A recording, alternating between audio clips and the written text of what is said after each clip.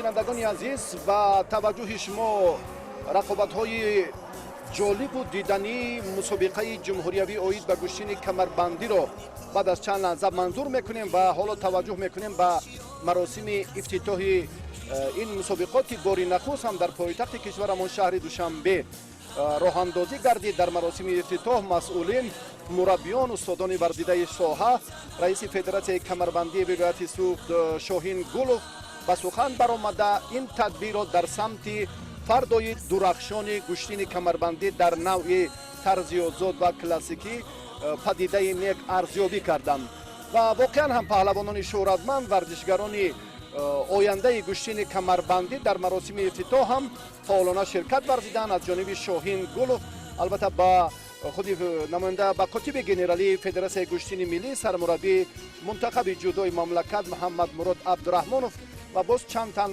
нафароне ки дар куштини камарбандӣ бештар ҷиҳати рушди бемайлонаш таваҷҷӯҳи зиёд доранд, ифтихорнома ва сипосномаҳо тақдим карда шуд.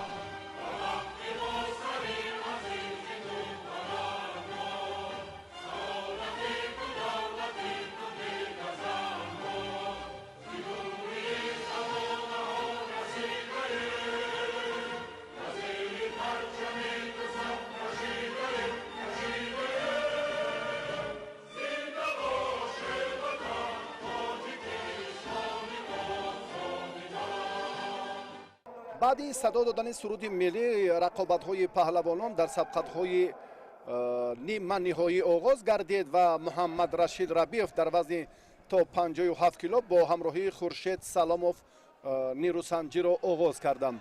инҷо паҳлавонони бештари вилояти Суғд аз ноҳияи Ҷаббор Расулов, Масҷоҳ ва шаҳри Истаравшан дар зурӯзмоиҳои қаблии инфиродӣ ҳунари хуб нишон доданд ва камарбандӣ ин як навъи варзише ки таърихи қадимаи албатта худро дорад ва бештар имрӯз ҳам ҳамон нигоҳ доштани амалкард дар ҳолати рост будан.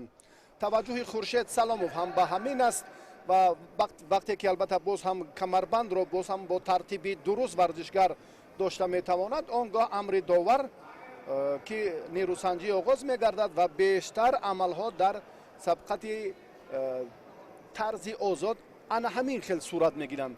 дар навъи классикӣ андаке дигартар аст ва онҷо фақат ҳаракати даст миён бештар мадди назар аст ва ҳаллок ва ҳаракати пой мамнӯъ аст.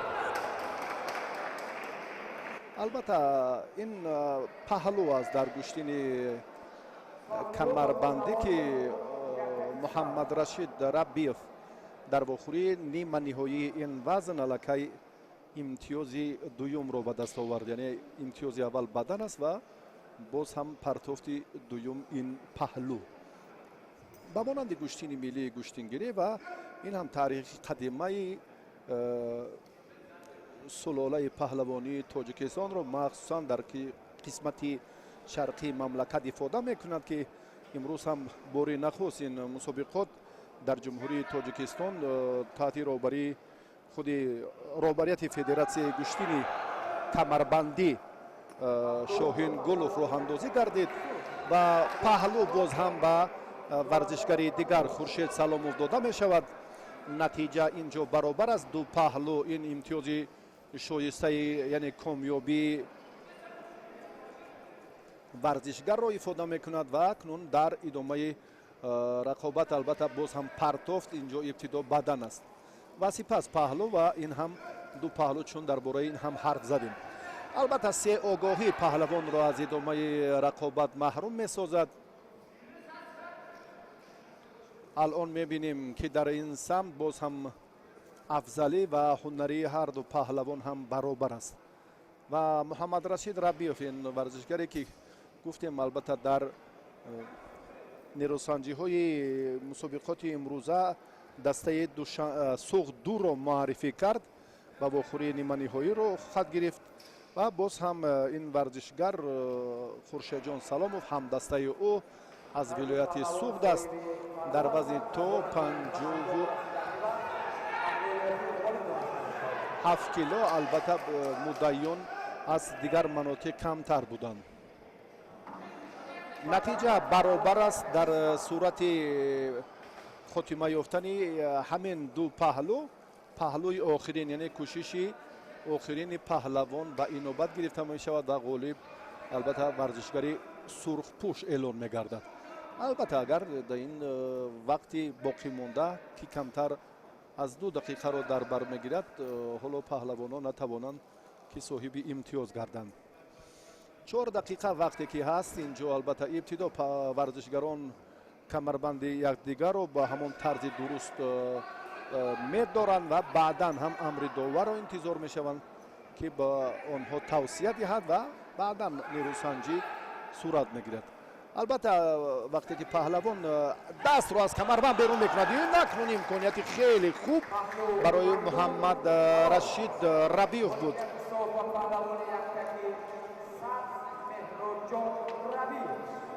бале, Рабиёв дар ин дидор муваффақиятро ба даст овард ва ба финал баромад. ва Хуршедҷон, паҳлавони дигари суғдӣ, дар ин нерӯсанҷӣ акнун ҷои сеюм медали биринҷиро ба даст овард. чӣ гуна бо ҳамин тартиби мушаххас ва муайяне ки мо тамошо дорем ва воқеан ҳам паҳлавони яктаки сабз дошта хеле хуб ҳунарнамоӣ кард.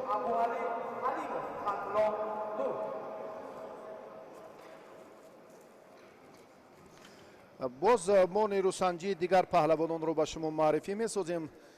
ҷуфти дуюми рақобати ниманиҳоиро манзури шумо мекунем ки инҷо ҳам Хоҷаев Оятулло бо ҳамроҳи Абуалӣ Ҳалимов ҳоло нерӯсанҷӣ карда истоданд ва мо идомаи сабқатро мебинем ки акнун чӣ натиҷа ба бор меоварад.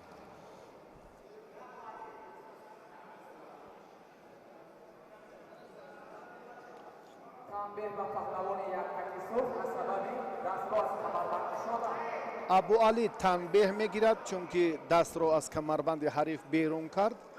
ин дар гӯштини камарбандӣ албатта боз ҳам муҷозот мешавад. ба ин нуқтаи назар бояд худи паҳлавонон ҳам диққат диҳанд. паҳлӯ ба паҳлавони варзишгари Оятулло паҳлӯ баҳо гузорӣ шуд ва Абуалӣ Ҳалимов танбеҳ гирифт. ва дар сурати огоҳии сеюм гуфтем ки варзишгар аз идомаи нерӯсанҷӣ бенасиб мегардад ва боз ҳам камарбандӣ дигар унсур, дигар омилҳои бо муваффақонаро ҳам дорад ва инҷо ҳам бештар камар бояд ки қавӣ бошад. боз ҳам ҳаракати Оятулло Хоҷаев.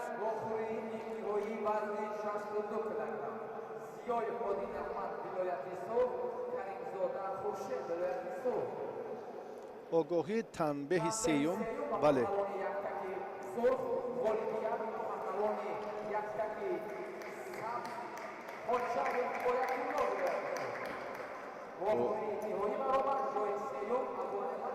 Оятулло Хоҷаев паҳлӯ баҳогузорӣ гардид, танбеҳи сеюми ҳарифаш барояш замина гузошт ки ӯ пеш аз муҳлат ғалаба ба даст оварад.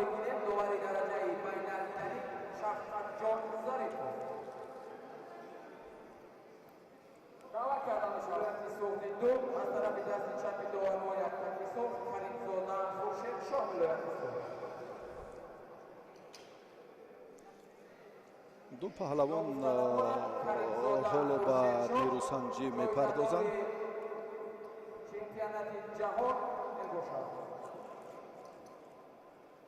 паҳлавононе ки имрӯз нерӯсанҷӣ доранд албатта бори аввал нест.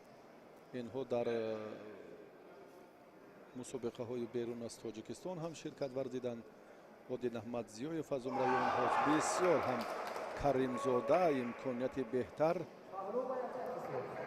бале, Хуршедшоҳ хеле хуб дар рақоботи аввали ниманиҳоии ҳунараш дурахшид ва соҳиби имтиёзи аввал паҳлӯ шуд. акнун Зиёевро лозим аст ки дар ин ҷараён андаке бо масъулияти ҷиддӣ ҷараёни рақобатро тезонад каримзода дар ин раванд кӯшиш дорад. каримзода имкониятро боз аз даст дод. акнун боз ҳам паҳлу ба паҳлавони хилъати сабз дошта Один Аҳмад Зиёев натиҷаро баробар карда тавонист. акнун мебинем ки дар ин лаҳзаҳо ҳарду паҳлавон ки боз ҳам баробариро нишон доданд идомаи сабқат чӣ натиҷа медиҳад. аввалан камарбанди якдигарро ба таври ҳамон дуруст мушаххас бубинед ки чӣ гуна дасти худро як тобиши дуруст дода баъдан амри доварро интизор мешаванд. бисёр ҳам рақобатҳои ҷолиб аст, дилгиркунанда нест ба рости натиҷабахш. албатта боз ҳам баъдан ба паҳлавони яктаки сурх дошта Хуршедшоҳ Каримзода, бале, 3 бадан ин паҳлу аст, 6 бадан ин ғалабаи соф аст ва ба тахтапуштам ин ба монанди ҳамон гӯштини миллии гӯштингирӣ ин ҳам чун анъана ва сулолаи бузурги камарбандӣ ҳам дар вилояти Суғд бештар рушд кардааст. дар ин бора албатта ҳарф задем ки як мактаби қавӣ Кохи Зарафшон бо роҳбарии Шоҳин Гулов ба натиҷаҳои беҳтар ҳам ноил гардиданд. бетаваҷҷӯҳ мекунем ба ин лаҳзаи хеле мусоид дар вазни то 62 кило. Каримзода Хуршедшоҳ акнун дар ин рақобат муваффақиятро ба даст овард. аввалин шуда ба марҳилаи ниҳоӣ баромад. ана ҳамин партофташ, ҳамин лаҳзаи хеле ҷолибу мусоидаш барои дарёфти роҳхати аввалини вазни то 62 кило мусоидаткунанда буд ба ростӣ.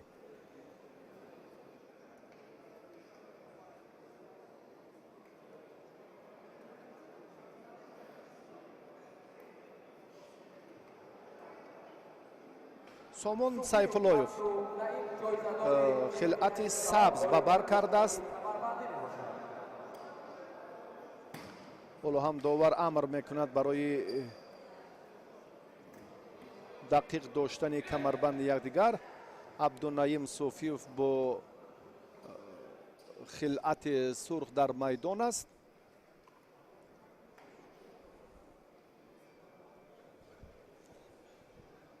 инҷо ҳам раванди муборизаи дуюми ниманиҳоии вазни то 62 килоро мо ба шумо манзур намуда истодаем.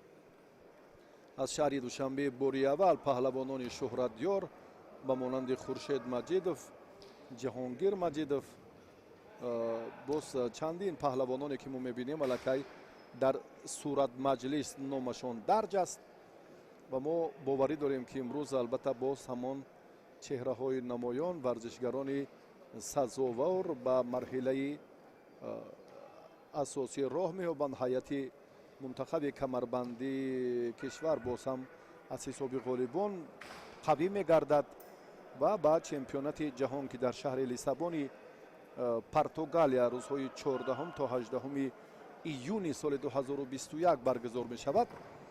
ҳайати мунтахаби Тоҷикистон ҳам омодагӣ хоҳад дид. паҳлу ба паҳлавони хилъати бале сабз дошта Somon Сайфуллоев. Каримзода интизори ғолиби ҳамин ҷуфт аст. паҳлавонон ҳоло камарбанди якдигарро бубинед ки чӣ гуна ба тарзи ҳамон дуруст мушаххасе ки дар гӯштини камарбандӣ роиҷ аст медоранд ва баъдан инҷо ҳам довар Шавқат Зарипов амр мекунад ки нирӯсанҷии паҳлавонон идома ёбад.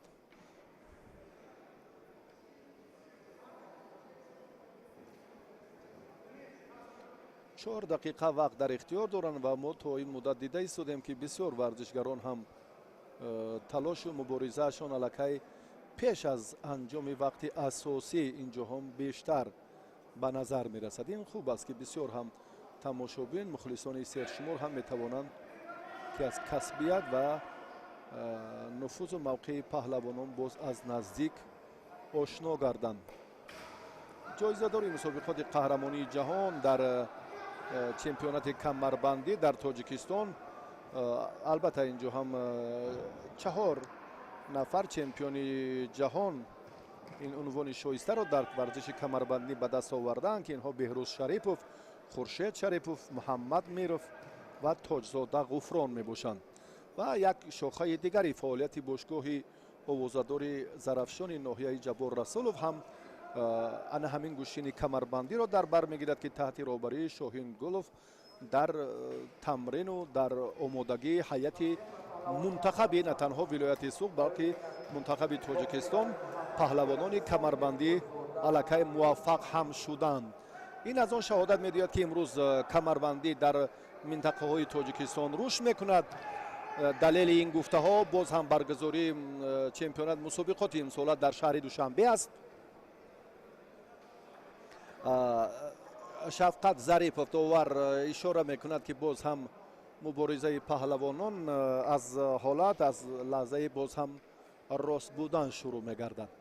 دست باید آزاد نباشد، وقتی که یک دست هم آزاد باشد الکی این مجازات می شود.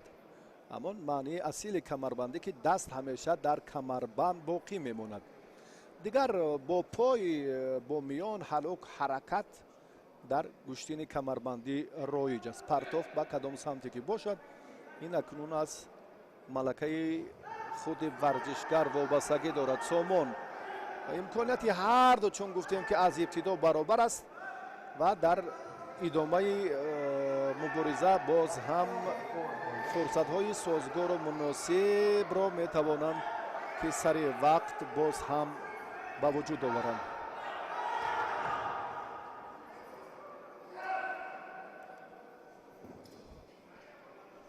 بعداً به پهلوانی خلعت سبز پوش سامان سیفالایف در دیدار اول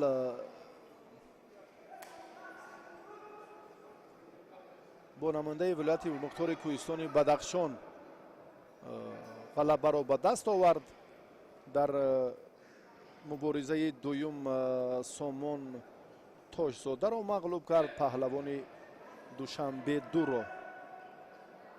و حالا این سومین رقابت سامان است. عبدالنعیم هم همچنین بسیار جالب پهلو به عبدالنعیم صوفیوف داده شد. بازم به حالت اول پهلوانان برمیگردند. بله داشتن کمربند، چون گفتیم که برابری در اینجا هر دو هم یک و یک بار در یک وقت. ببینید که دست رو همون تابیشه که با کمربند دارد زمینه موفقیت رو برای ورزشگری کسبی به وجود آورده میتواند. و یک جهتی فرق کننده که پرتافت ها خیلی زیادند نسبت به گوشتین سمبو، گوشتین جودو، گوشتین ملی، گوشتین گیری. براستی خیلی پرتافت ها زیادند. یک جهتی دلگیر نکنندش انا همین است که وقتی که با هم می آیند جفت می شوند. اینجا تقدیری رقابت زود معین خواهد شد. همین است روند سبقت.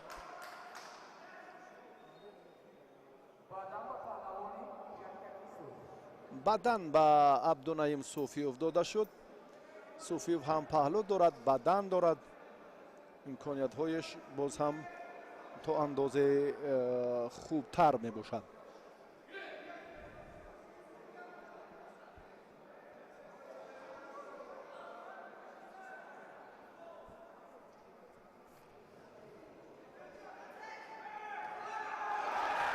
این بدن کنون پهلو حلال است. سامان سیفالایف در این دیدار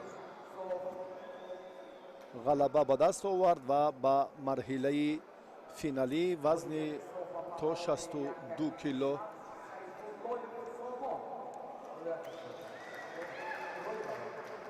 راحت گرفت.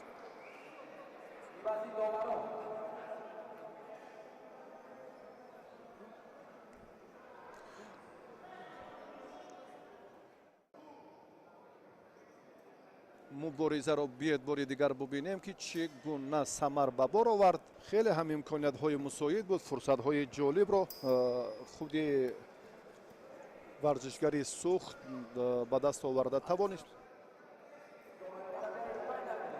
дӯстони азиз, мухлисони гӯштини камарбандӣ, бори дигар таваҷҷӯҳ мекунем албатта ба рақобатҳое ки алон дар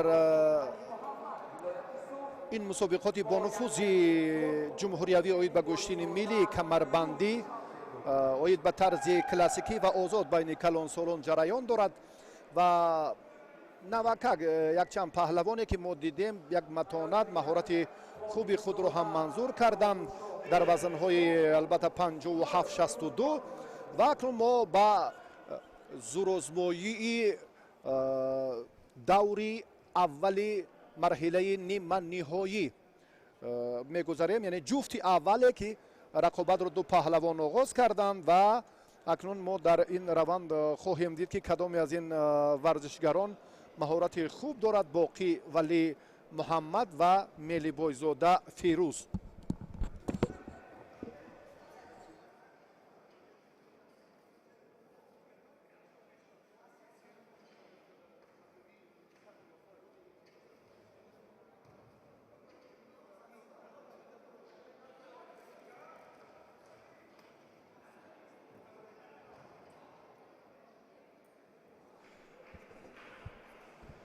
мушоҳида мекунем ки дар рафти мусобиқот албатта паҳлавонон дар талошу такопӯи бештаранд. ин Боқӣ Валӣ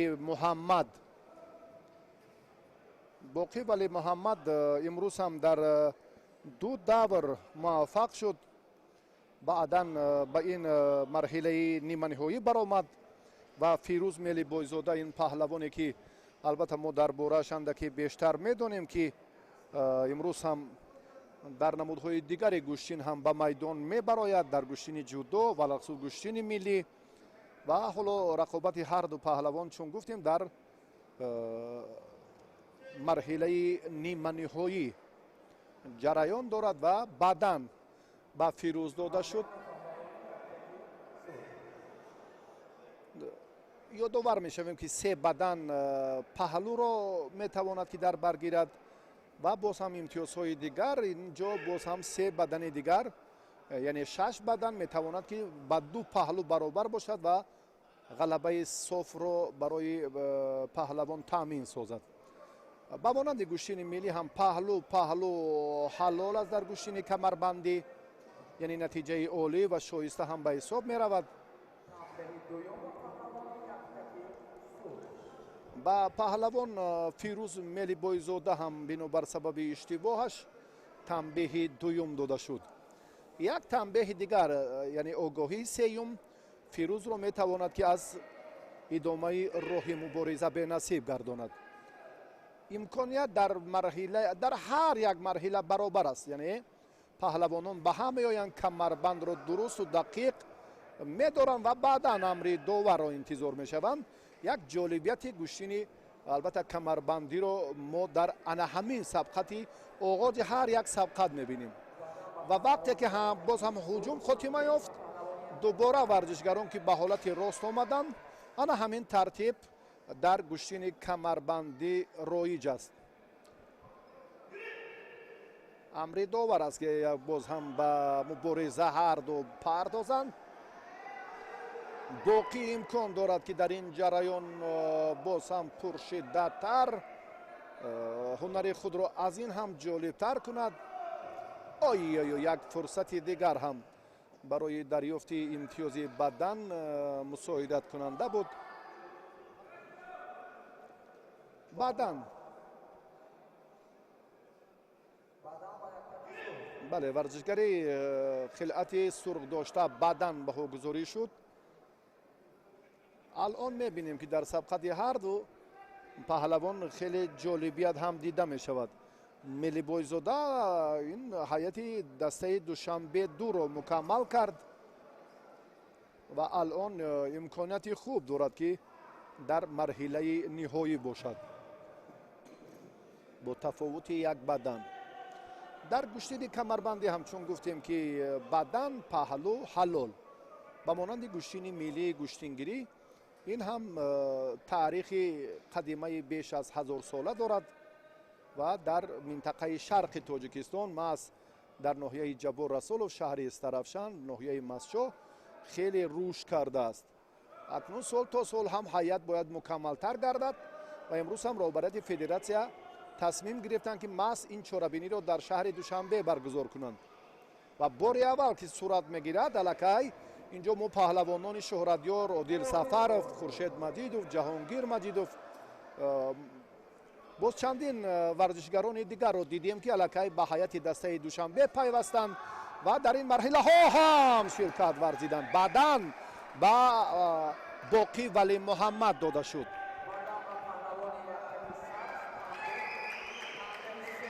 тамбеҳи сеюм ба паҳлавони хилъати сурхдошта. инҷо фикр мекунам ки ин охирин тамбеҳ буд барои хотимаи нерӯсан барои бале аз сабаби бале тамбеҳи сеюмро ҳарифи боқӣ гирифт ва ҳамин тавр боқӣ аввалин шуда ба марҳилаи ниҳоӣ вазни то 68 кило рохат гирифт. чӣ гуна бетаваҷҷӯҳ мекунем ҳоло ба ҳолатҳои такрорӣ. ҳарифаш ибтидо муваффақ буд, баъдан муборизаро ҳам боз ҳам дучанд карданд, баъдан ба варзишгари хилати сабз дошта ва дар ниҳоят ҳам акнун боқӣ тавонист ки мақсади худро амалӣ созад.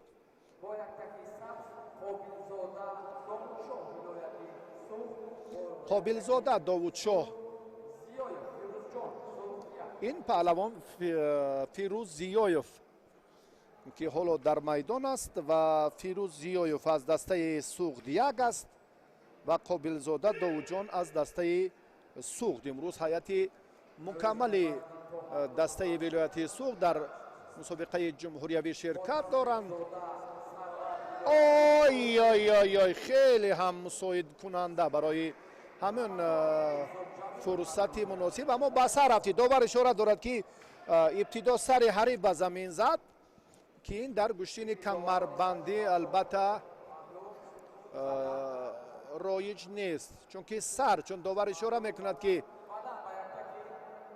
бетаваҷҷӯҳ мекунем бори дигар ба ҳамин ҳолат. биед бори дигар бубинем. ой бисёр ҳам ҳолати хавфнок буд. фикр мекунам инҷо ҳамон амри довар дақиқ ва холисона аст. ҳарду боз ҳам камарбанди якдигарро бубинед. чун гуфтем ки баробар инҷо ҳам ҳарду паҳлавон дар як ҳолатанд, яъне чун тобиши даст ба ҳамон камарбанд мавқеи варзишгарро қавӣ мекунад ва баъдан ин аз худи паҳлавон вобастагӣ дорад ки чӣ гуна дар идомаи мубориза муваффақ мешавад. довудшоҳ алон ҳам як кӯшиш кард. фирӯзҷон зиёев дар идомаи талошҳои ин паҳлавон боз ҳам эътибор медиҳад барои натиҷаи беҳтар. чунин ҳам шуд ва фирӯз соҳиби паҳлӯ имтиёзи шоиста гардид. 4 дақиқа вақт дар ихтиёр дорам ба монанди гӯштини ҷуддо ва дар хусуси партофтҳо гуфтем ки дар гӯштини камарбандӣ хеле ҳам зиёд аст. ин тамошобинро ба хасташавӣ водор намесозад. бисёр ҷолибият ва ҷаззоб сурат гирифтани ин муборизаро албатта мо бар алом мушоҳида мекунем. ба камарбанд таваҷҷӯҳ мекунем, аммо бибинед ки боз бояд ҳамон тарзи дуруст ойномаи ҳамин федератсия чун талаб мекунад, бояд ки аз қадимулайём ҳам албатта ҳамин лаҳзаҳо ҳам дар шоҳномаи абулқосим фирдавсӣ чун ибтидо дарҷ гардидааст ва бисёр ҳам саҳифаҳои таърихи варзиши кишвар собит мекунанд ки ин гӯштини камарбандӣ таърихи бою ғанӣ дорад ва хос ба ҳамон паҳлавонони минтақаи шарқ дар ин минтақа бештар рушд кардааст. ва алон ҳам ҳарду довудшоҳ ва фирӯзҷон ки вилояти суғдро намояндагӣ доранд, андаке тобиши амалҳои мавҷудаи камарбандиро اون قدر موردی نظر قرار نمیدهند. داور اینو اشاره دارد، بله با دست اشاره دارد که صورت افزایی حرکت باید زودتر باشد، یعنی کمربندی یکدیگر را داشتن و منتظر شدن. در گشتین کمربندی البته باز هم ورزشگری پاسیو را مجازات انتظار است. باید که هر یک لحظه برابر آن همون داشتن کمربند حریف در تکاپو، در تلاش و در مبارزه بود.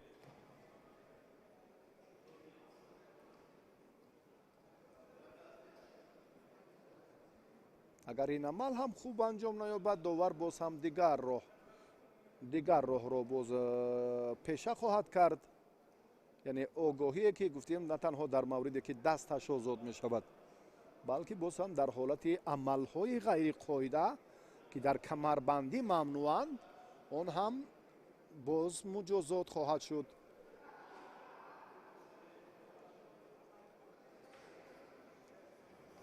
آی بسیار هم مناسب، جالب ترین فرصت و فیروز جان زیایف توانست که اکنون با مرحله فینالی براید.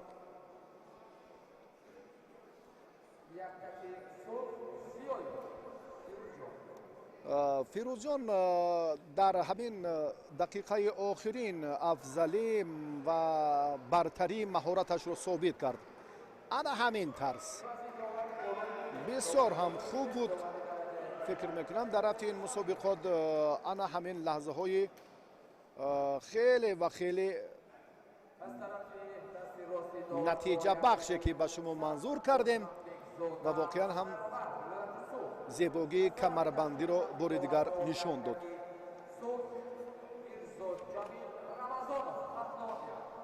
میرزا جمیل رمضانوف این پهلوان رو البته علاقمندان گشتین ملی و سامبو و جودو هم خوب میدانند، چون که عبدالجمیل رمضانوف جایزه‌دار چمپیونات آسیا در گشتین سامبو دستاوردهای ارزنده را هم در مسابقه های بین المللی صاحب گردیده است.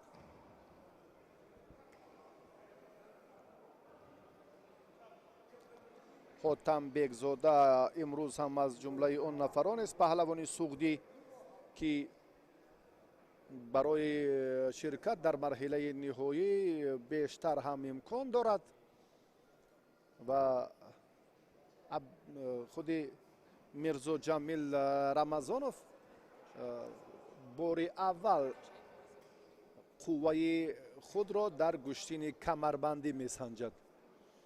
البته اینجا دست را اگر آزاد کند مجازات می شود.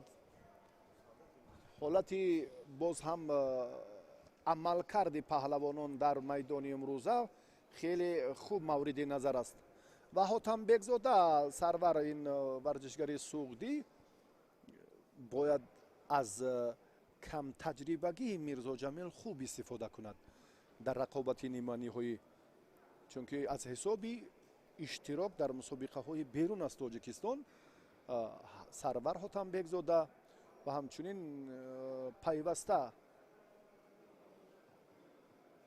شرکت ورزیدنش در چمپیونات مملکت طی چند سال، البته بیش از 7 سال، بله این ورزشگر را باز برای غنی کردن تجربهش آن همان اشتراکش هم زمینه گذاشته است. به هر دو پهلوان هم اینجا آگاهی داده می شود بنابر سبب کم فعال بودنشان. ایستاده منتظر شدن در گشتین کمربندی مجازات است. در همه گشتین ها هم چنین است. ورزشگر در میدان باید سر حرکت باشد و تلاش‌هایش در روند مبارزه باید که خوب و جالبتر به نظر رسد. اما در اینجا ما اونقدر افضلی مهارت حاتم بیگزاده را نمیبینیم و در خصوصی که میرزا جمیل رمضانوف اندکی تجربهش کمتر است، البته باز یادآور شدیم.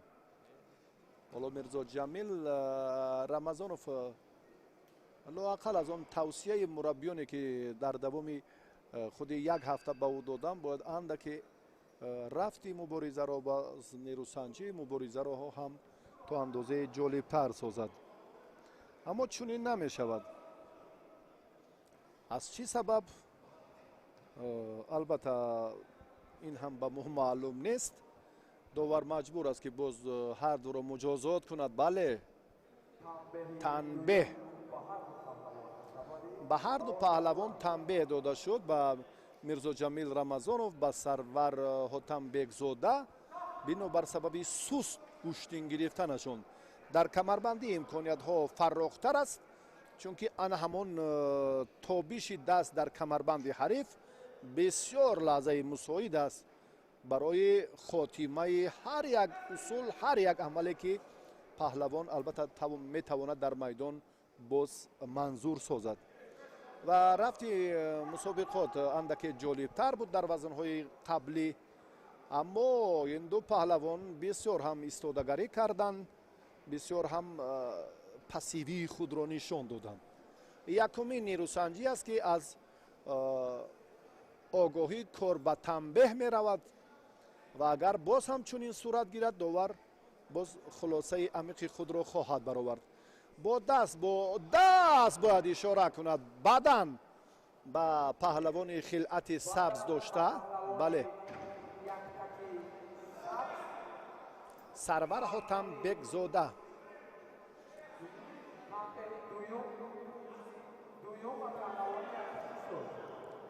мирзоҷамил аз огоҳӣ танбеҳ гирифт.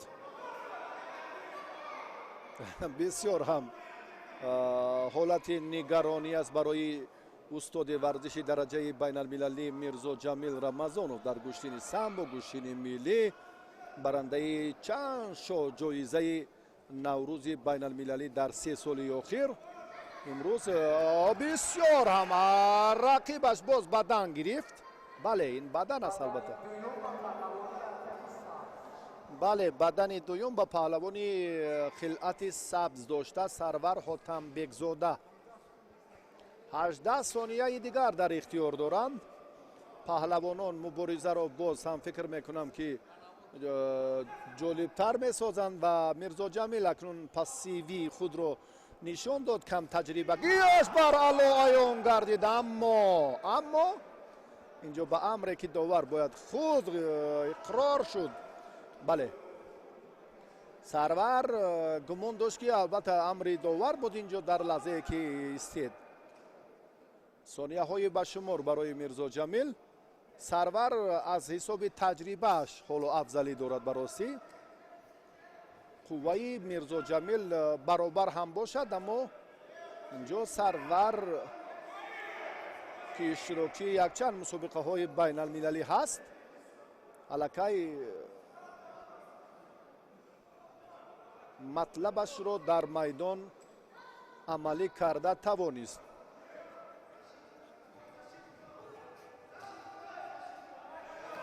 боз ҳам як ҳаракати дигар ва амре ки довар ҳам ишора мекунад истед.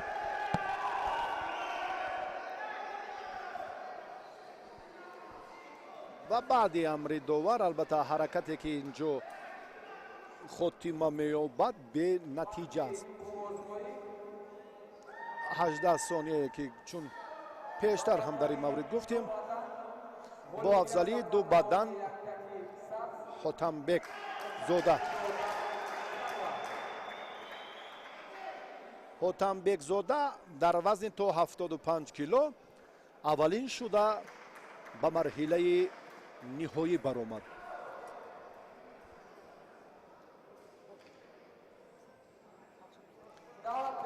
чӣ фурсати муносиб, чӣ имконияти хеле ҷолиб ва чӣ лаҳзаҳое ки дар 4 дақиқаи нерӯсанҷӣ мо бо ҳам тамошо кардем. акнун муҳаммадраҳим сарахоновро мебинем. ин барандаи медали биринҷии мусобиқоти қаҳрамонии осиё миёни наврасон дар гӯштини ҷудо аст. ҳамчунин дар гӯштини самбо ҳам.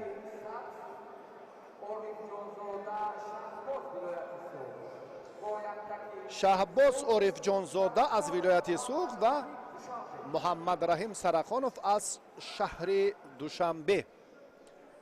سرخانوف از گشتین کمربندی اونقدر برخوردار نیست و حالا میداند که کمربند رو اولین شده باید که با همون طرز درست و طلبات نظامنامه مطابق و ببینید که با قفس سینه انا همون کمربند باید انا همون یک مشت به بالا یک مشت رو در بر گیرد که انا همون تابش دست در کمربند با آزادی انا همین طوری که میبینیم باید خوب به نظر رسد و بعدا امری داور که رقابت آغاز می شود.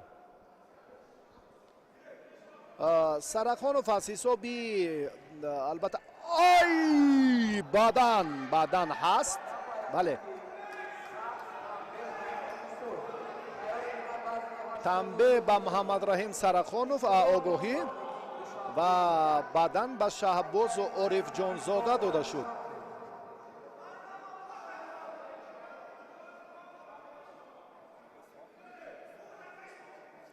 مبارزه همانا ادامه می‌یابد. محمد رحیم سرخانوف اگر باز هم اشتباه کند آی پهلو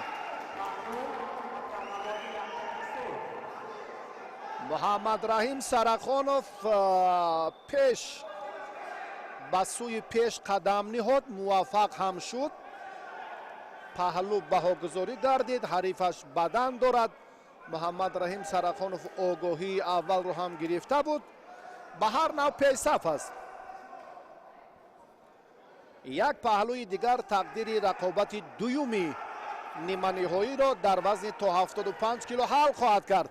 سرخانوف از این حالت رها یافت، اما یگان امتیاز نبود، چون که وقتی ورزشگر الکی به زانو میافتد این الکی باز ایستاده می شود و باز رفتی سبقت ها از همان حالت راست بودن با این نوبت گرفته می شود. شهباز با خطاگی راه داد، دیگر باره رجوع می کند به ادامه نیروسنجی در این وقت باقی مانده. محمد رحیم سرخانوف باشد الان خود رو هم دفاع میکند. پهلو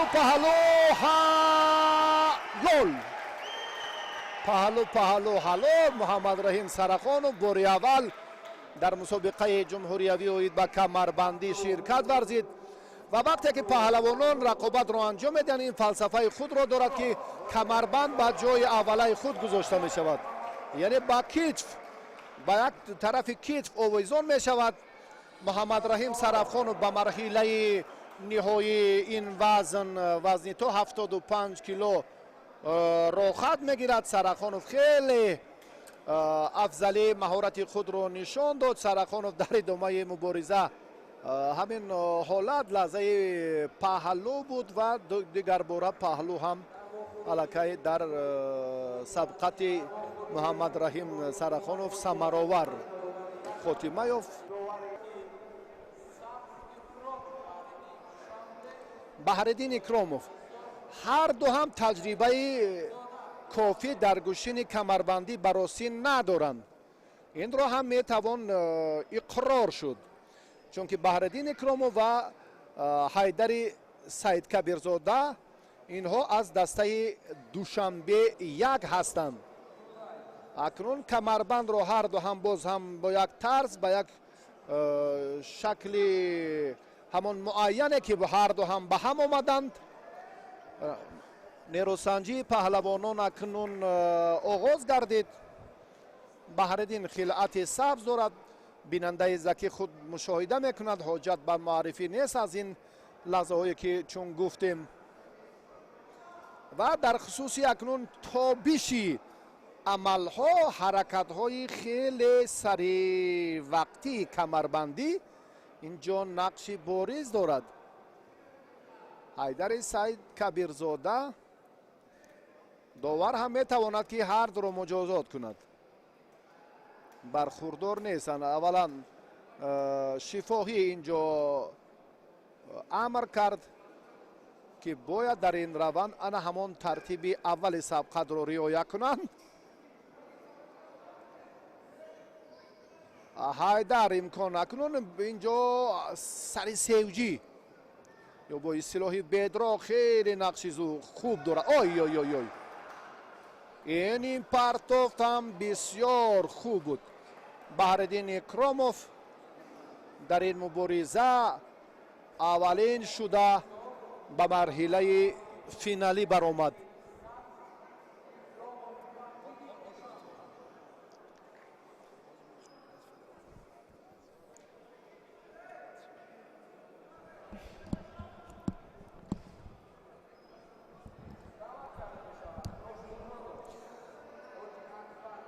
پرتافتی انا همین بهرالدین اکراموف رو بیاد ببینیم که چگونه حلوک بیرونه رو خوب استفاده کرد و این پرتافت حلال بهاگذاری گردید. در خصوصی البته باز هم اشتراک ورزشگران چون گفتیم بیشتر و زیادتر که امروز هم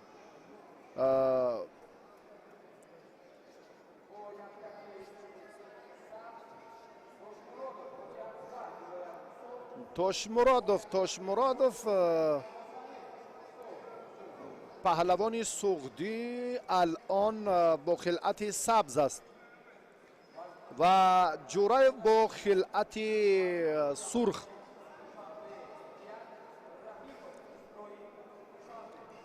حاجی اکبر توشمرادوف با همراهی عباس علی جورایف در وزن تا 82 کیلو هر دو ورزشگر در مرحله نهایی نیرو سنجیده ایستادند. تلاش پهلوانان برای شرکت در دور فینالی وزن تا 82 کیلو است. اینجا بهرالدین اکراموف انتظار غالب همین جفت است. توشمرادوف نتوانست. عباس علی الان هم بسیار امکان خوبی امان فشاری سری وقتی حریف رو داشت اما صرف نظرش کرد و در تلاش دوم خود موفق هم نشد. بسیار امکان پذیر است برای پرتافت های خیلی جالب و سری وقتی پهلوانان هنگام به هم آمدن. پهلو با خلعت سبز داشته حاجی اکبر توشمرادوف گفتیم که این ورزشگر از ولایت سغد است و جورایف عباسعلی از دسته سغد دو. پهلوانانی که امروز تلاش مبارزه کردند و کوشششان در سبقت‌های قبلی هم ثمر آورد و بار سوم است که هر دو به میدان می آیند. در این وزن تعداد اشتراکیان اندک بیشتر بود. پهلو حلال است و همین طور توشمرادوف در وزن تا 82 کیلو غلبه را به دست آورد و به فینال برآمد. بهرالدین اکراموف با این ورزشگر در مرحله نهایی برای مدال طلا تلاش خواهند کرد. انا همین لحظه مساعد، انا همین فرصت خیلی سازگار و جالبه که ما اینجا منظوری شما کردیم. و اینجا هم سرداور مسابقات و همچنین شاهین گلوف در رفت مسابقات امروزه، چون گفتیم که باری اول با تشبوس فدراسیون کمربندی این مسابقات در سطحی با شکوه در پایتخت کشورمان شهر دوشنبه صورت گرفته ایستاده است و از رفت این مسابقات البته باز ما گزارش خود را ادامه میدهیم. الان میبینیم که پهلوانان وزن تا 90 کیلو جهانگیر مجیدوف با همراهی باز اسرائیل رحیموف به میدان برآمدند و خیلی هم سبقت جالب خواهد شد. جهانگیر رو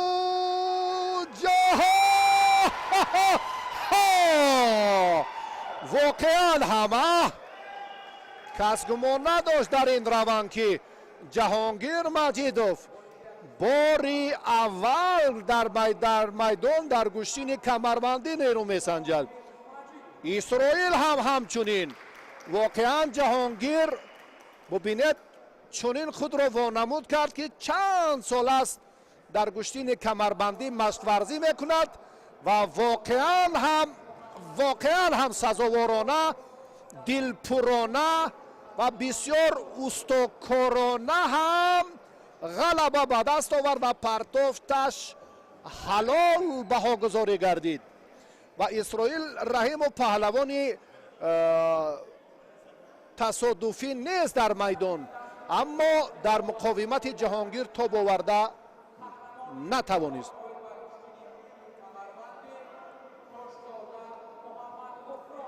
муҳаммад ғуфрон тоҷзода чемпиони ҷаҳон дар гӯштини камарбандӣ аст. забир ҷумаев аз дастаи хатлон 2 муқобили ғуфрон тоҷзода чемпиони ҷаҳон дар гӯштини камарбандӣ нерӯ месанҷад. довар бибинед ки чӣ гуна камарбандро, чун гуфтем ки ба ҳамон андозаи як мушт бояд ки камарбанд васеъ бошад, ки достони паҳлавонон бо ҳамон тобиши дуруст камарбандро дақиқ доранд ва баъдан амри довар аст ки дар ин ҷо нирӯсанҷиҳо идома ёбад.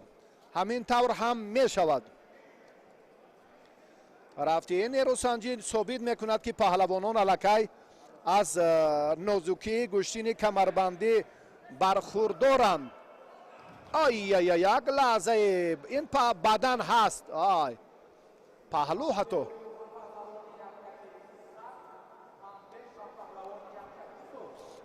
ин ҳамон муҷозоти танбеҳи ҳариф аст. паҳлӯ ба чемпиони ҷаҳон муҳаммад ғуфрон тоҷзода. дар ҷумҳурии тоҷикистон ҳам 4 нафар ба унвони қаҳрамони ҷаҳон дар ин навъи варзиш мушарраф шуданд. паҳлӯ ҳалол аст. муҳаммад ғуфрон дар 1 дақиқаю 3 сония ҳарифро ба осонӣ шикаст дод ва ба финал баромад.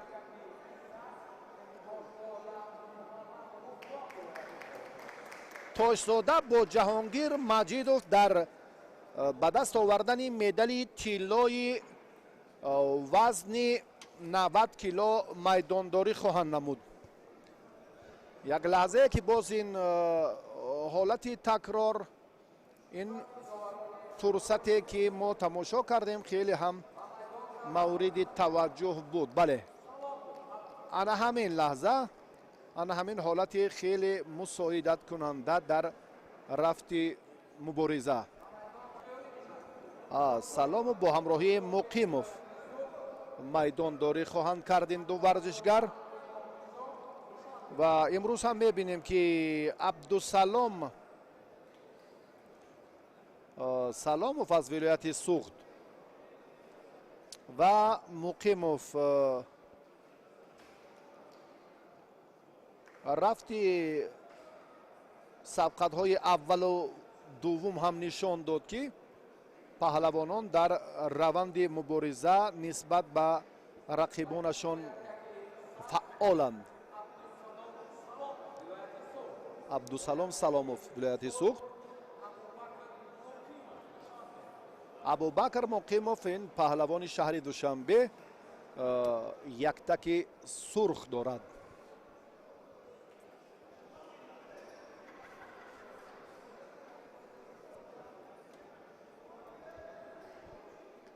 камарбандро ҳар ду паҳлавон ҳам ба ҳамон тарзи дуруст доштанд.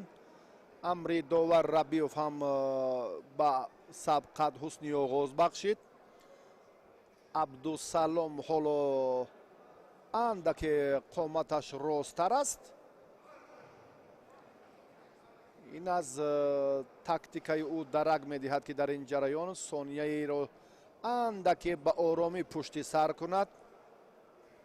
акбар муқимов дар рафти муборизаи имрӯза акнун чӣ корро метавонад ки сомон диҳад. Як ҳаракати андаке беҳтар буд.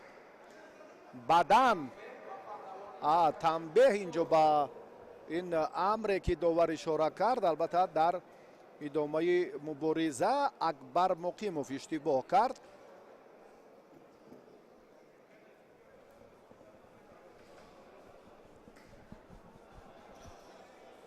боз ҳам дар ҳолати хеле хуб ҳар ду паҳлавон қарор доранд.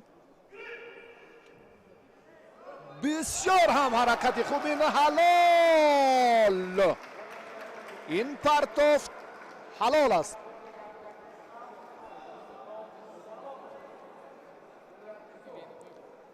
салому паҳлавони вилояти Суғд дар вохӯрии аввали нима ниҳоӣ ғалабаро дар оғози дақиқаи дуюм ба даст овард ва ба марҳилаи финалӣ аввалин шуда рохат гирифт.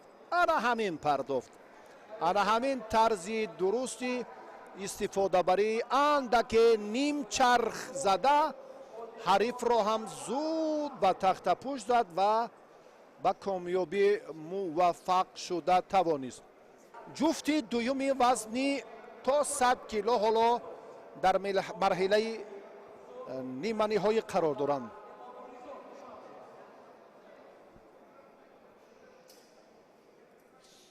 эмомризо бори аввал аст ки бароси андари майдон мешавад. эмомризоро мо бештар Анварзода эмомризоро дар марҳилаи албатта дар гӯштини ҷудову самбо ҳунарашро чандин дафъа шоҳид будем. барандаи медали биринҷии мусобиқоти байналмилалӣ миёни наврасон, баъдан ҷавонон ҳам дар чемпионати Осиё, дар мусобиқоти қаҳрамонии ҷаҳон миёни наврасону баъдан ҷавонон ҳам ширкат варзидааст. устоди варзиши дараҷаи байналмилалист, паҳлавони умедбахши ҷумҳурии Тоҷикистон. мо умидтминон дорем ки дар рафти ин сабқат бубинед ки боз ҳам Достонбек Почоев аз ин вазъият андаке боз ҳам дубора раҳо ёфта тавонист. эмомризо ҳангоми доштани албатта камарбанд, чун камарбандро ки дар ин ҷо варзишгар дақиқ дорад, қавитар дорад, сарчашмаи муътамад барои истифодаи дигар усулҳои гӯштини камарбандӣ ба вуҷуд меояд. эмомризо қоматаш андаке баландтар аст, метавонад дар ин лаҳза Достонбек Почоев ҳам дар ҳақиқат ҷасорат нишон дод ва беҳтарин партофро ҳам манзур кард. қабл аз анҷоми вақт дастболо гардид ва ба финал баромад. бо ҳамроҳии Абдусалом Саломов ин паҳлавон майдондорӣ хоҳад кард. Почоев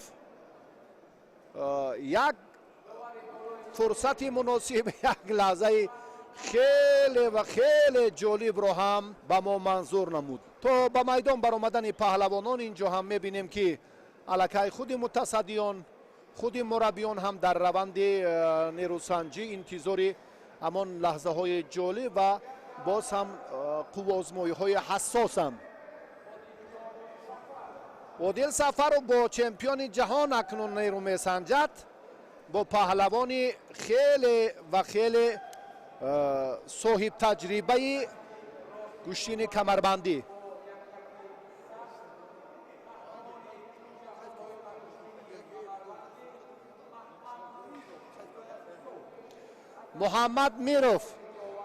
Маҳмад Миров аз вилояти Суғд.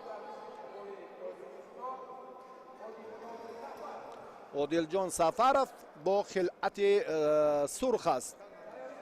варзишгари шаҳри Душанбе.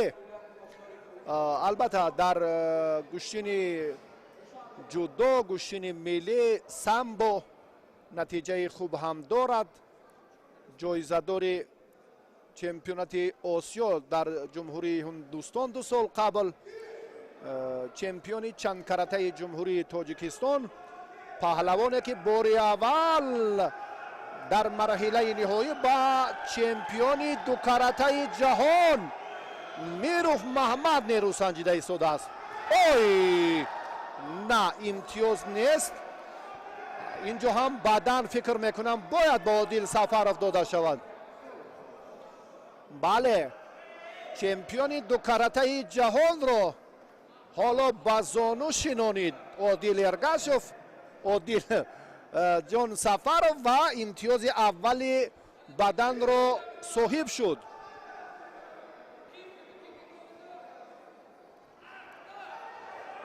عادل باز هم کوشش میکند. این هم بدن است که ورزشگر سوخدی باز هم محمد میروف صاحب میگردد. اما عادل از اشتباهش کنار بودن نتوانست و آگاهی گرفت و حالا با همین آگاهی حریف عادل سفرов محمد میروف میتواند که موفق گردد. اما عادل سفرов چگونه به خطاگی راه داد. در آغاز خیلی جرأت کرد اما در آغاز دقیقه دوم به ناکامی روبرو شد و جای سوم رو در وزن تا 100 کیلو به دست آورد. محمد میروف اشتراکچی اولین دور نهایی وزن جمعی 100 کیلو معرفی شد.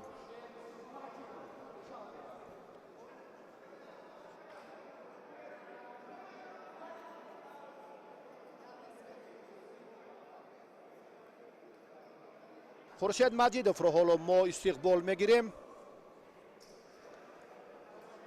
پهلوان شهر دوشنبه خلعت سرخ دارد و ابتدا از معرفی ورزشگر دیگر کشور.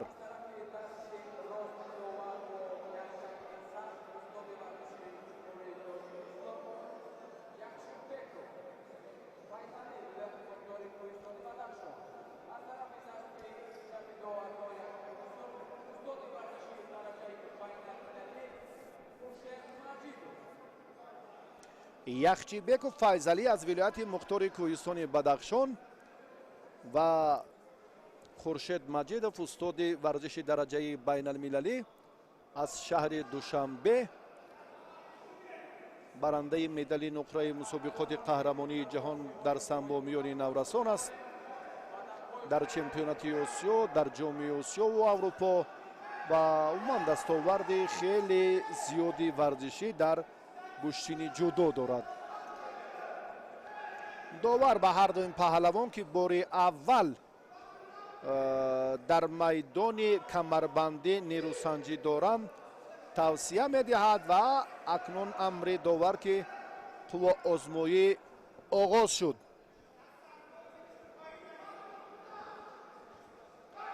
فیضلی کوشش کرد و حلال.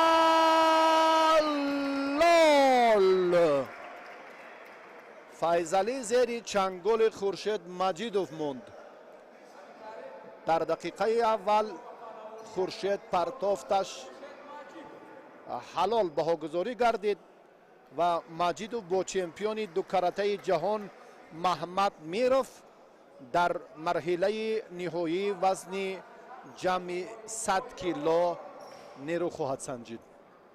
این جالبترین فرصت، حساسترین لحظه های سبقت پهلوانان وزن جمعی 100 کیلو می باشد که بسیار هم مبارزه خوب و دیدنی بود.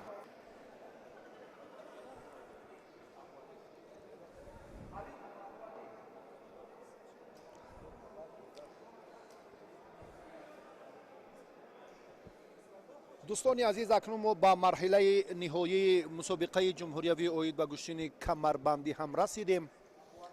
حالا توجه میکنیم به معرفی پهلوانان وزن تا 57 کیلو که در این دیدار ربیوف با خلعت سبز در میدان است. مهراج ربیف.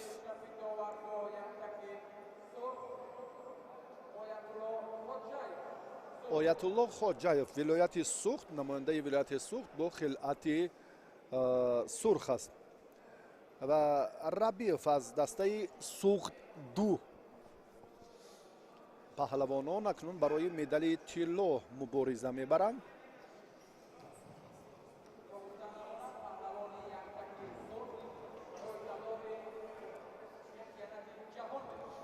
آیت‌الله خوجایف جایزه‌دار چمپیونات جهان در کشتن کمربندی.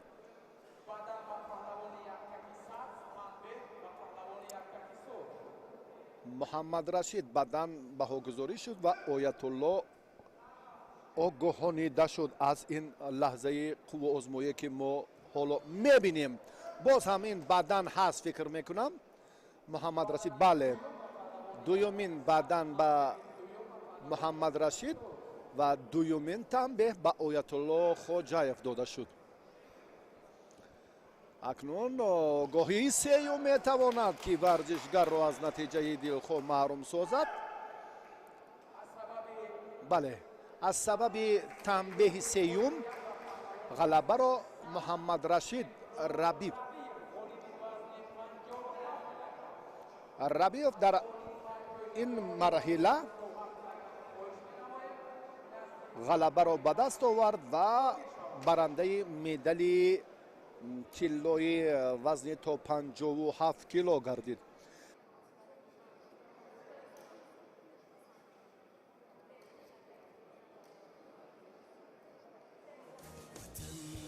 مراسم جایزه سپاری غالبان وزن تا 57 کیلو. خورشید سلامов در این دیدار جایزه سیوم را به دست آورد. حلیمов هم در مبارزه نیمه‌نهایی ناکام شد و برنده مدال برنجی گردید. این دو پهلوان حالا با مدال‌های برنجی و افتخارنامه قدردانی می‌شوند.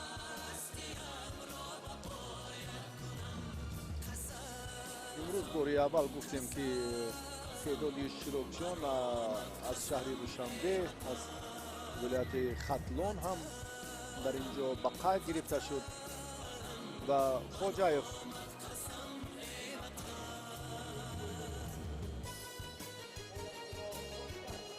نماینده دسته سوخت یک آیت‌الله خوجایف جای دویم را در این رقابت اشغال نمود و نهایت ربیف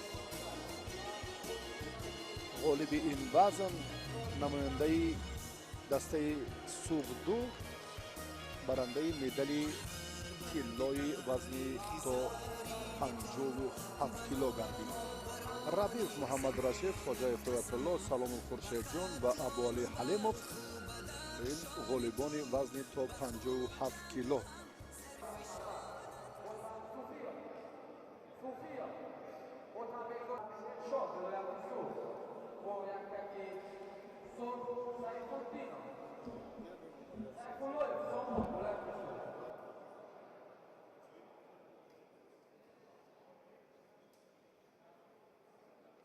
اکنون مبارزه پهلوانان برای دریافت مدال طلای وزن تا 62 کیلو آغاز می شود.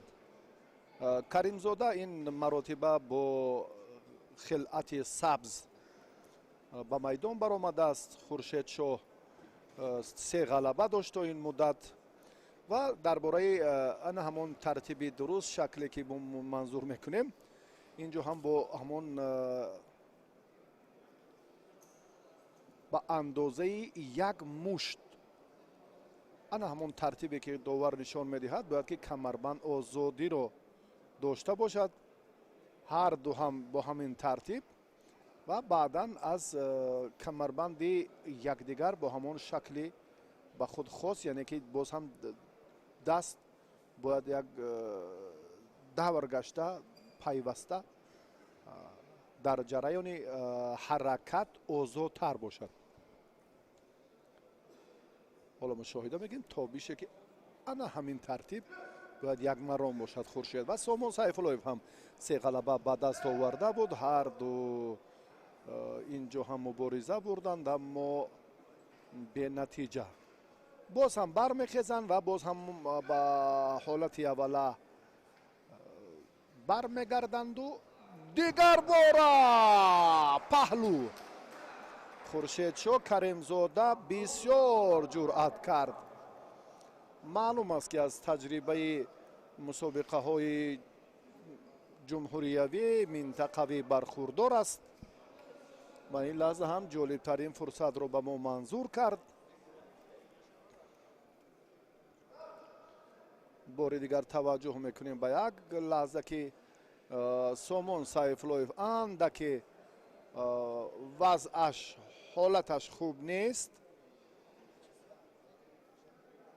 توقف دارد. ما از کارگردان خواهش میکنیم در این لحظه. بله تشکر به فیروز بختیبکوف، کامران نورزاده که یک لحظه هم انا همون فرصت مناسب رو دوباره به ما منظور کردن و جالب ترین حالت هم الکی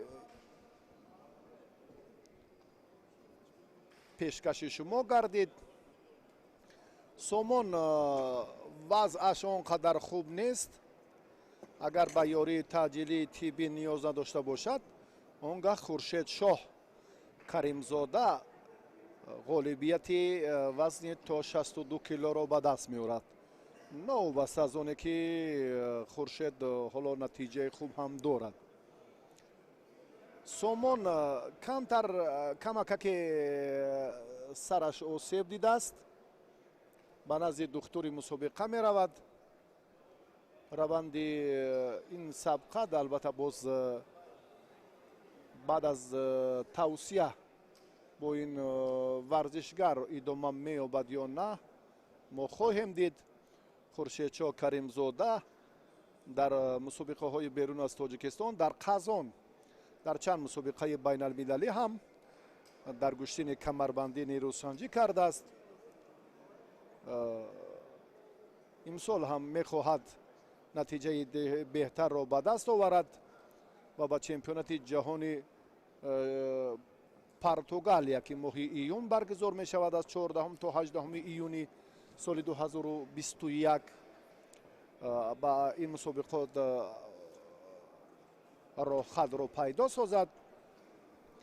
نتیجه مسابقه جمهوریوی البته برای موقع دسته منتخب هم مهم است.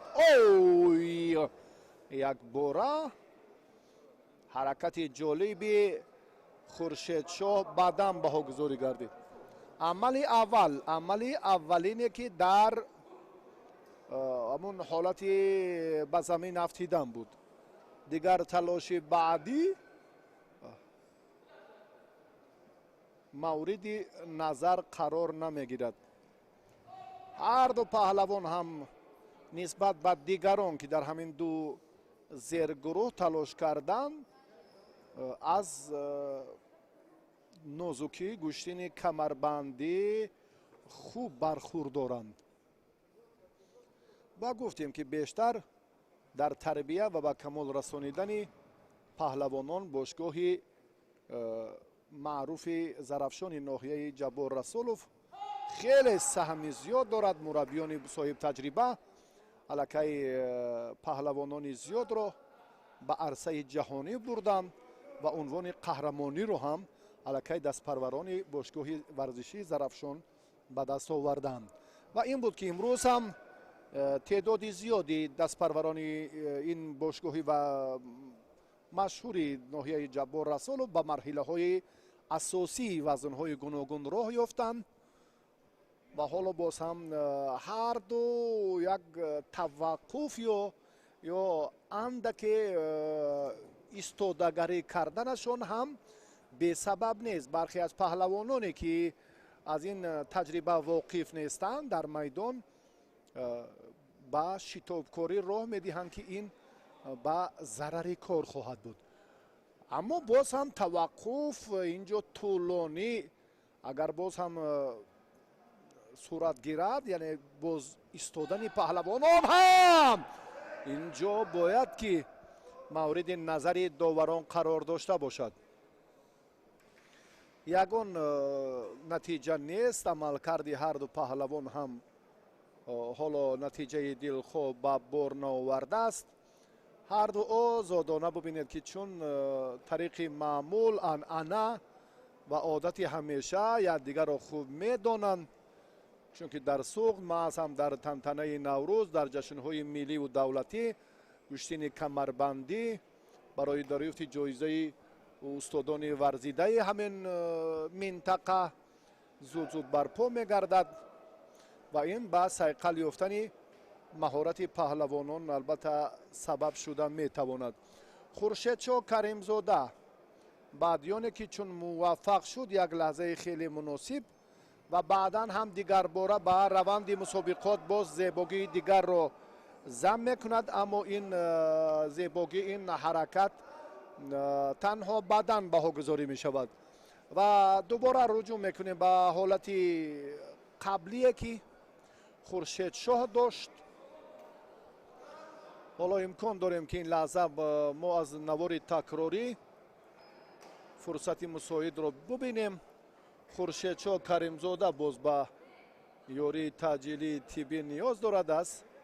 همین لحظه که باز ما میتوانیم که آی به سر رفتید، براستی اندکی آسیب هم دید. ابتدا خود به سر رفتید و حریفش رو هم یک پرتافتی انجام داد که هم تنها یک بدن بهاگذاری شد و خلاص. و در خصوص البته نتیجه گیری این رقابت، حالا ما دقیق چیزی رو نمیتوانیم باز اینجا هم شرط دهیم و میسازد گفت که امسال فدراسیون کمربندی این مسابقات را در شهر دوشنبه راه اندازی کرد که این فکر میکنم برای مکمل کردن هیئت منتخب کمربندی تاجیکستان باز زمینه به وجود می آورد. خورشید برگشت به ادامه سبقت.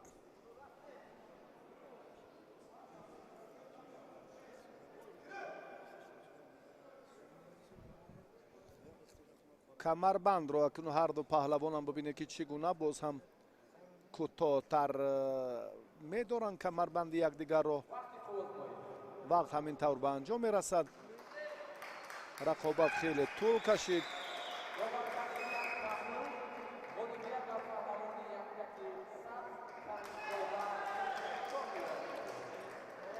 کریمزاده در این وزن غلب به کامیابی نایل گردید.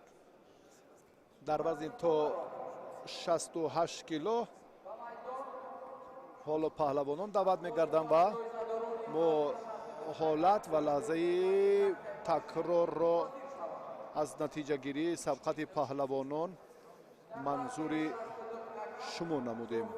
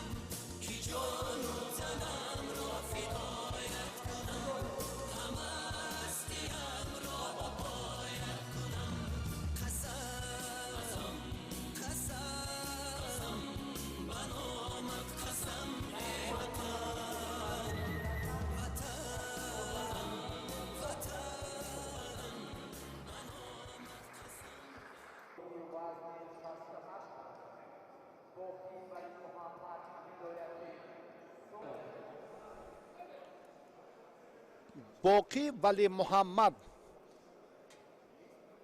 پهلوانی که الان با خلعت سبز میدان داری میکند، ورزشگری که تا این مدت 2 غلبه به دست آورد، در یک دور آزاد بود و در مرحله این مسابقه در مرحله نهایی حالا چگونه نتیجه و سبقت پهلوانان به چی انجام می‌یابد با هم تماشا خواهیم کرد.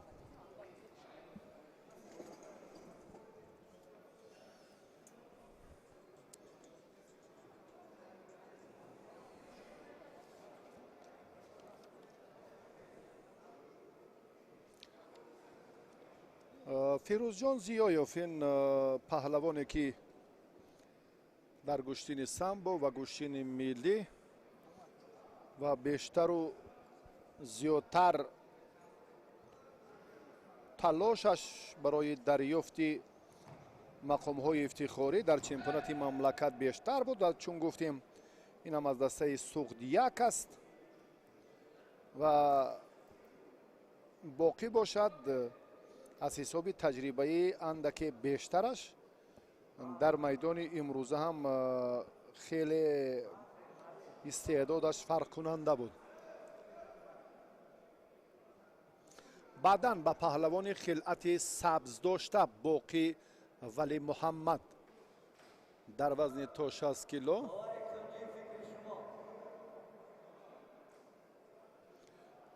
бубинед ибтидо бале ба фирӯзҷон зиёёв баъдан баҳогузорӣ шуд, вале муҳаммад боқӣ акнун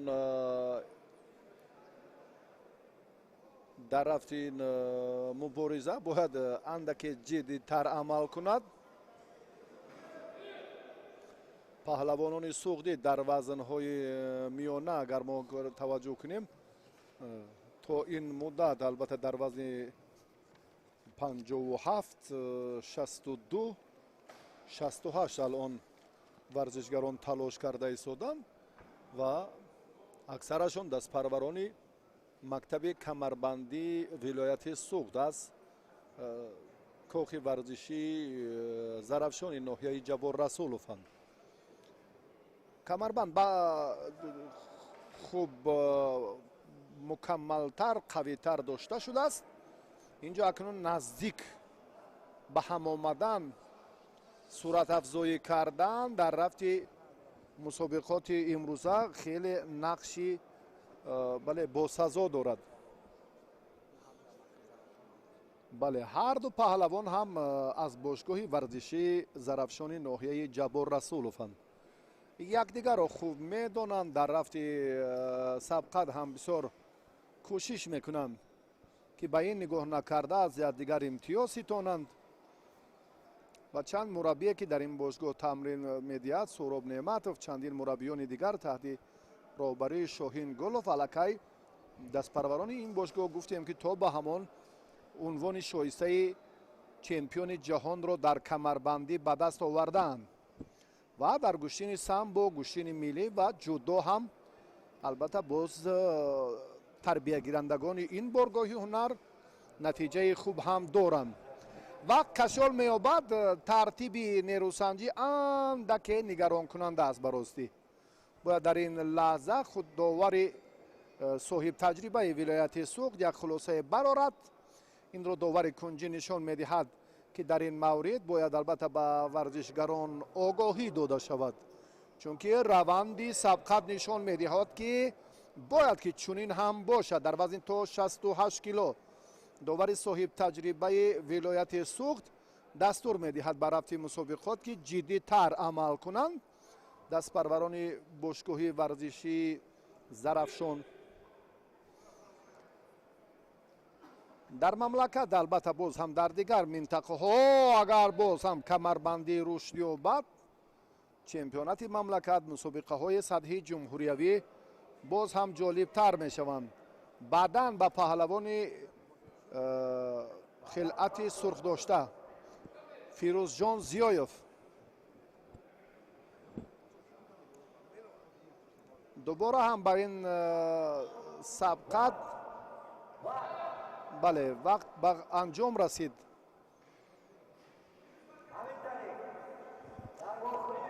камарбандҳоро ба ҳолати аввала боз ҳам нишон доданд моро. зиёёв фирӯз дар ин вазн барандаи медали тилло шуд. боқӣ вали муҳаммадзода ҷои дуюм.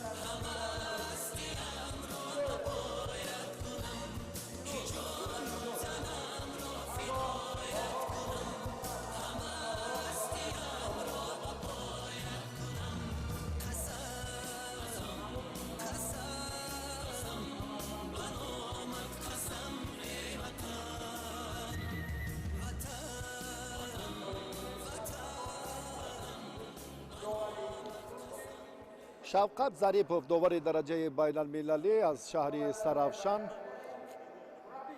ҳамчунин боз довари дараҷаи байналмилалӣ Рабиев ҳам дар майдонанд. Шавқат Зарипов сабқати вазни то 75 килоро ҳакамӣ хоҳад кард. ҳотамбекзодаро муаррифӣ кардем. Муҳаммадраҳим Сарахонов паҳлавони шаҳри Душанбе хилъати сурх дорад.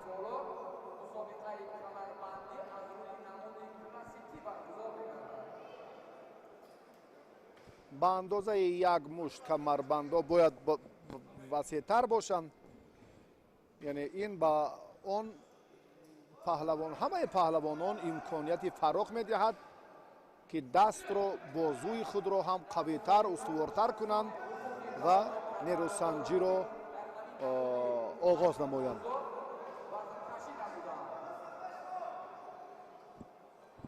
Сарахонов Муҳаммадраҳим ин варзишгаре ки гуфтем дар миёни наврасон чанд сол қабл дар мусобиқоти қаҳрамонии Осиё барандаи медали биринҷӣ дар гӯштини ҷудо гардид. Сарахонов як кӯшишаш инҷо баъдан баҳогузорӣ шуд. Сарвар бале ҳотамбекзода Сарвар танбеҳ гирифт. Муҳаммадраҳим Сарахонов ҳоло дастро он қадар дуруст надоштааст. Шавқат Зарипов довари дараҷаи байналмилалӣ бештар мавқеи паҳлавононро боз ҳамон доштани камарбандро ба эътибор мегирад ки ба ҳамон низоми дуруст бояд ки нерӯсанҷии паҳлавонон сурат гирад.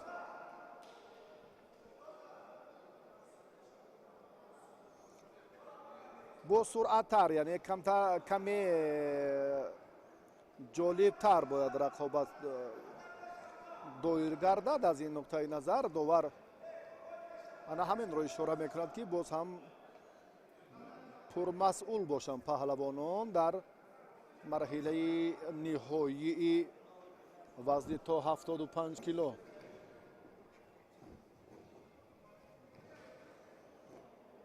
дубора ҳам варзишгарон боз руҷӯъ мекунанд. Муҳаммадраҳим Сарахонов акнун чӣ роҳро истифода кунад? Сарвар ҳотамбекзода аз натиҷа ва аз маҷмӯи амалҳои куштини камарбандӣ воқиф аст. танбеҳи дигар ба Муҳаммадраҳим дода шуд.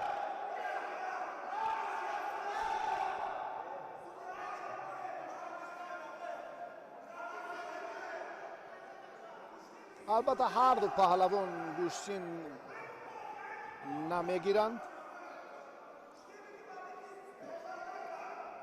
Сарвар ҳам дар ин баробар бояд аз ҳолати ба амал омада хуб истифода кунад. Муҳаммадраҳим ба ӯ намегузорад ки наздик шавад. кашмокашии ҳар ду паҳлавон натиҷа ба бор намеорад. аммо Муҳаммадраҳим Сарахонов дар марҳилаи ниҳоӣ танбеҳ дорад. роҳи дигар надорад. бояд кӯшиш кунад ки дар ин раванд ҳам андаке ҳаракатро то ба охир хубтар сомон диҳад, наздикӣ ба ҳамон имтиёзи бадам буд, аммо боз ҳам дубора доварон ба ҳамон нуқтаи танбеҳи дуюм.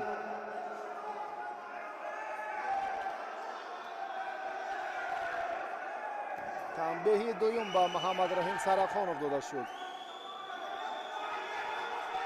камарбандро бояд ки дуруст мушаххас дорад ва баъдан муборизаро оё паҳлӯ Сарахонов гумон дошт ки ин ҳалол аст, аммо паҳлӯ аст. Муҳаммадраҳим Сарахонов андаке осеб дид ва ҳоло боз ҷаҳиданаш лозим аст фикр мекунам барои бартараф шудани ин ҳолат. Сарвар Ҳотамбекзода акнун дучори нокомӣ гардид дар ин лаҳза. паҳлӯ аст, ҳалол нест, паҳлӯ. аввалан китф ба замин афтид ва баъдан фишор дар замин буд. Ҳотамбекзода рақобатро бохта истодааст.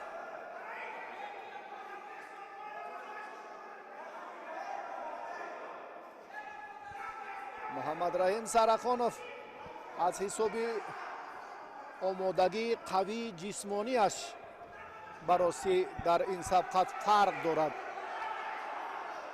аммо аз ҳисоби фаҳмидани унсурҳои хеле зиёди гӯштини камарбандӣ оҷизӣ мекашад. Сарахонов ҳам як ҳаракати дигар ҳарокро хуб истифода кард, аммо натавонист.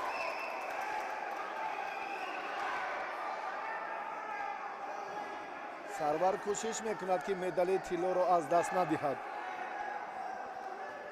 дар мубориза бо як нафаре ки бори аввал ширкат меварзад, аз даст рафтани медали тилло барои Сарвар Ҳотамбекзода хеле аламовар ҳам ҳаст. дақиқаҳои охирин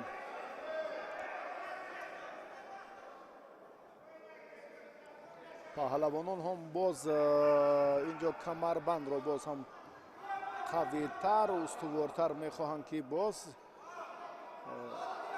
бубинед ана ҳамон давргаштани даст дар камарбанди ҳариф. ҳамчунин Муҳаммадраҳим Сарахонов ҳам дар ин лаҳза дар як ҳолати хеле хуб аст. андаке дифоъ кунад кофист барояш, чунки паҳлӯ баҳогузорӣ шудааст. ин дуюмин, аммо на, баъдан баҳогузорӣ шуд. ба паҳлӯ хеле наздикӣ дошт. беҳтар аст бархезед Муҳаммадраҳим.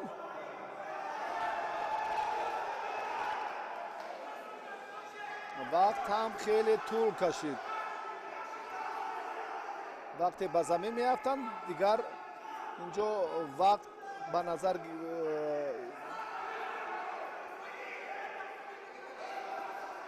назар гирифта мешавад, аммо он 4 дақиқаи холис танҳо бояд барои мубориза пишти сар гардад. натавонист. чарх зада даври ин лаҳзае ки Сарвар Ҳотамбекзода дар муқобили Муҳаммадраҳим Сарахонов анҷом дод, кореро хуб анҷом сомон дода натавонист Сарвар. одатан ана ҳамон давргардии Сарвар бисёр ҳам муфид буд барои имтиёз. ана ҳамин лаҳза Сарахонов хеле хуб медонад ки аллакай вақт анҷом ёфт.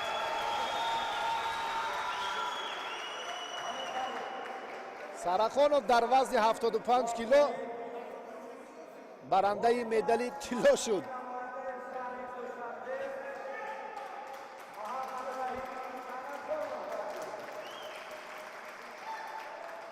бори аввал ширкат варзид ва бори аввал ҳам соҳиби медали тилло шуд. бисёр ҳам рақобати ҷолиб, зӯрозмоӣ диданӣ ҳам буд баростӣ.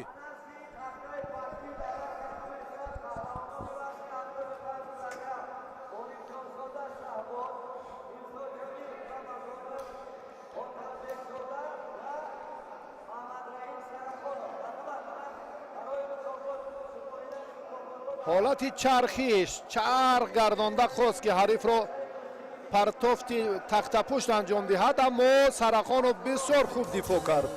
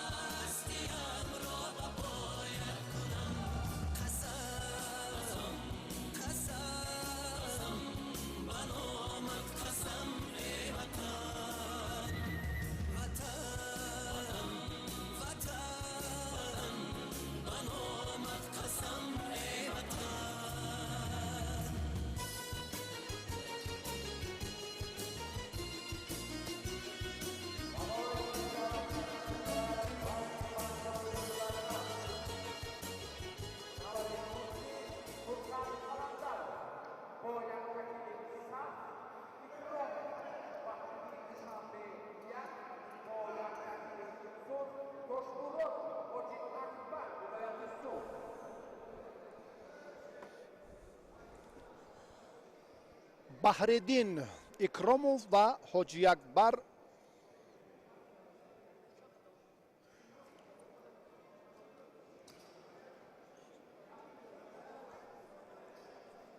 тошмуродов варзишгари вилояти суғд дар вазни то 82 кило рақобат мекунам.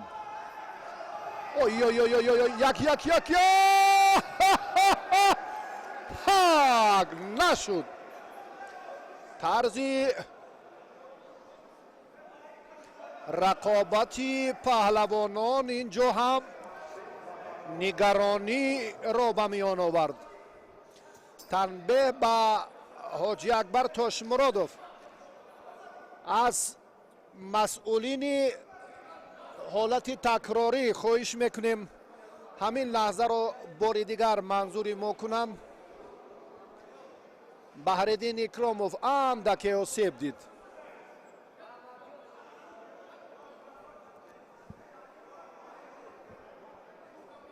як лаҳза боз имкон дорем ки ин фурсатро бубинем ки чӣ ҳолат рух дод.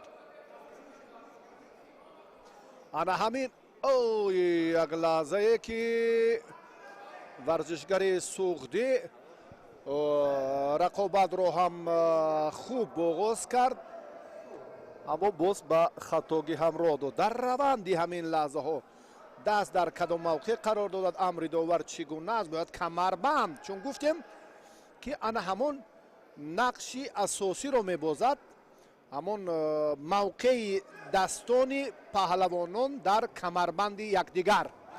ин акнун бидуни муболиға ҳалол аст. бидуни муболиға ин партофти паҳлавони душанбешаҳр ҳалол. баҳриддин икромов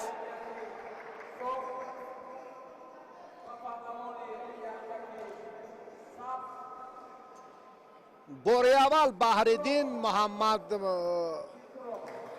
раҳим Сарахонов дар марҳилаи ниҳоӣ ба гирифтани медали тилло имрӯз мушарраф гардиданд ва воқеан ҳам баҳриддин имрӯз икромов ана ҳамон сайриддин чемпиони аввалини ҷаҳон дар самбои размӣ шогирдро ба камол расонид ва баҳриддин имрӯз ана ҳамин номро ҳам содиқона сазовор буд ва бисёр ҳам партофташ дараҷаи зарурӣ буд ки ҳалол дар камарбандӣ ҳисобида мешавад.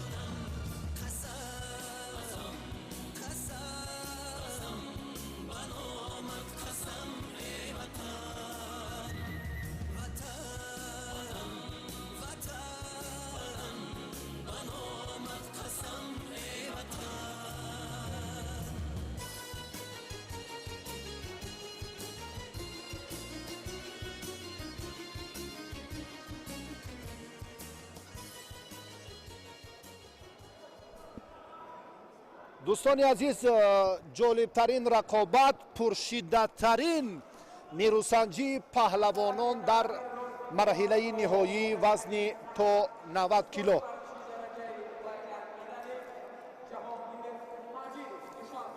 جهانگیر مجیدوف استاد ورزش درجه بین‌المللی شهر دوشنبه. تاجزاده غفران قهرمان جهان در گشتین کمربندی، نماینده ولایت سرخ خلعت سرخ دارد. اکنون در ادامه سبقت امروزه خواهیم دید که چمپیون جهان با حالا مربی جهانگیر مجیدوف با خورشید مجیدوف برادری او این رقابت را نظارت دارند. یک توجه میکنیم اکنون با این دو چهره پهلو سری مجیدوف جهانگیر اندک پستر بود، به زمین افتید، فکر میکنم آسیب دید.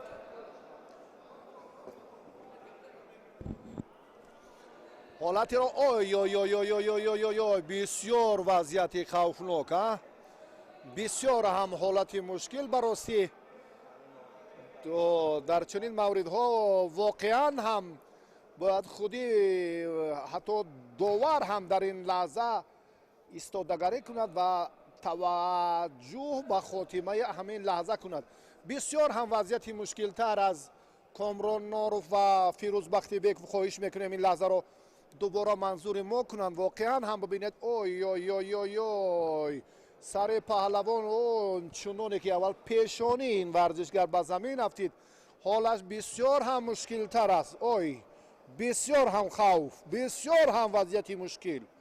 در این لحظه ها باید اشاره میکند که رقابت را شاید ادامه دهد. فکر میکنم که دیگر ضرورت ادامه سبقت نیست. بسیار هم آسیب جدی است. حالا اندک در حالت گرمی بدن که هست اون خوب این آسیب جدی رو حس نمیکنه. فکر میکنم اگر مربی بله چون این هم باید باشد.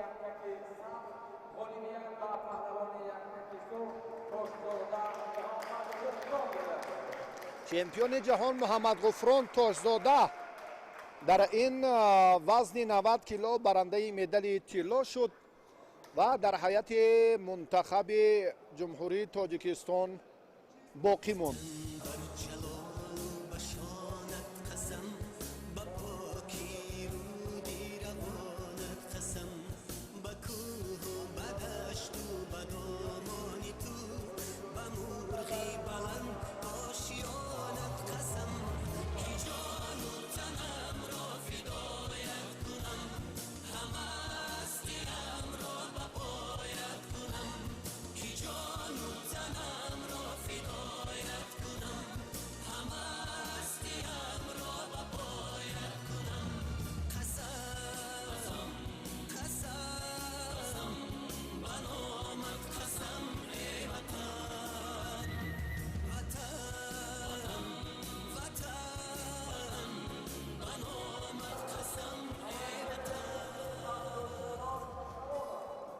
عبدالسلام سلاموف خلعت سبز دارد. دوستانبک پاچایف این هم نماینده ولایت سرخ با خلعت سرخ در میدان است. رقابت پهلوانان برای دریافت مدال طلای وزن تا 100 کیلو آغاز می‌گردد. مبارزه از این پیشتر را دیدیم که تاجزاده با همراهی مجیدوف بسیار هم رقابت جالب بود، اما متاسفانه جهانگیر مجیدوف آسیب جدی دید و دیگر رقابت را ادامه دادن نتوانست. هر دو این پهلوان هم در 3 مرحله شرکت ورزیدند و به دور فینالی برآمدند. پهلو به پهلوان خلعت سرخ داشته دوستانبک پاچایف حالا پهلو بهاگذاری شد. این رقابت گوشتینی کمربندی طرزی ozod است و سبقت‌های کلاسیکی پگاه شروع می‌گردند. رقابتی پهلوانان یعنی نیروسنجی ورزشگران در گوشتین کمربندی ozod یعنی استفاده حلق اینجا رایج است، یعنی حرکت پای. اما در گوشتین کلاسیکی تنها و تنها حرکت دست میان با همان طرز و ترتیبی که پای، البته حلق و حرکت های دیگری که توسط پای اینجا انجام داده می شوند در گوشتین کلاسیکی نیستند. فرقش همین است. گوشتین طرزی ozod اندکی آزادتر است، یعنی پهلوان می تواند که چنین حلق حرکت و در ادامه مبارزه باز هم نمونه بودن خود را نشان دهد. آگاهی است با دوستانبek پاچای بعدی بدن اینجا سمت حرکت و عملکرد دوستانبek پاچایов بدن بهاگذاری شد. عبدالسلام سلامов باز آسیب دیده است. چگونه انا همین لحظه سر این هم به سر رفتید. باز هم مثل که جهانگیر مجیدov چگونه قبلا به سر رفتید، آسیبش جدی‌تر بود و حالا باز این سلامov انتظار می شود، پاچایف انتظار می شود در این لحظه عبدالسلام سلامov را. سلامov که چون سرش به زمین افتید باز با یاری تاجری طبی نیاز دارد، آنقدر خود رو هم خوب احساس نمی کند. شاید در روند مسابقه امروز باز هم این ورزشگر نتواند که سبقت را ادامه دهد. دوستانبek فشار آورد سری سلامov چون با گلیم افتید و بعدا باز هم دو باره فشار در مقاومت این ورزشگر زیادتر شد. از این نقطه این نظر عبدالسلام سلامov اندکی حالش ناتاب است براستی.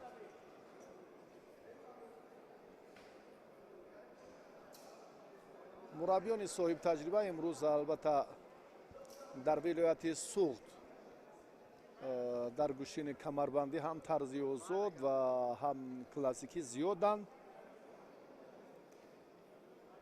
عبدالسلام رقابت رو ادامه می دهد و اشاره دارد که اندکی حالش بهتر شد. سبقت پهلوانان در مبارزه امروزه باز هم فکر میکنم جالبتر می شود، چون که این دو ورزشگر تجربه خوبی مسابقه های جمهوریوی و منطقوی رو دارا هستند. برنده جام جهان پاچایف دوستانبek این عبدالسلام سلامov جایزه داری چمپیونات جهان. پهلو این حلال است.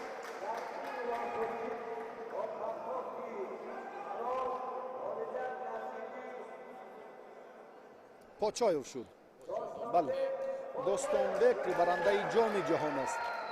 پاچایف در این رقابت هنرش را خوب نشان داد و صاحب مدال طلایی چمپیونات مسابقه جمهوریوی اوید با گوشتین کمربندی در نوع طرزی ozod بود و واقعا هم مربی جوان ما اگر بیشتر با این سمت توجه کنیم، امروز هم چون درباره مربیان بیشتر گفتیم، شوکت ظریفov است جمله آن مربیانی است که چنین چهره ها را به وایه رسانیده است و امروز شاگردانش الکی از یک دور به دور دیگر متانتشان را خوبتر و بهتر نشان میدهند.